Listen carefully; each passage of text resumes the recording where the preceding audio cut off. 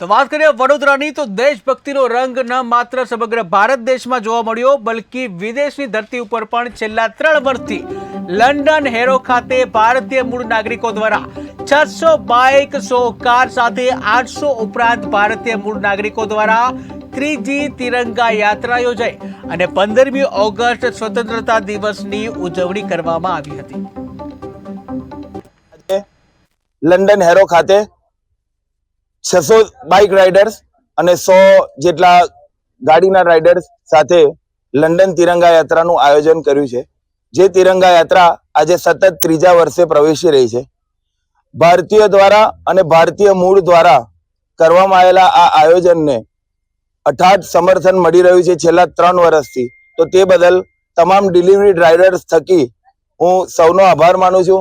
લંડનના તમામ આગેવાનો तथा लंडन में वसता मूल भारतीय लोगों पण खूब खूब आभार मानीए छे कि अमारी आ तिरंगा यात्रा ने आटलू समर्थन मळी रह्युं छे अने सतत त्रीजा वर्षे आज ज्यारे आ तिरंगा यात्रा पहोंची छे त्यारे आवुं ने आवुं समर्थन मळतुं रहे अने तमाम भारतीय मूळना लोको आपणनी जोडे आमने आम उभा रहे, भारतनी अखंडता प्रभुता अने एकता माटे आवा ने आवा कार्य करता रहे अने अमने समर्थन आपता रहे एना माटे तमाम राइडर वती हूँ सौनो आभार।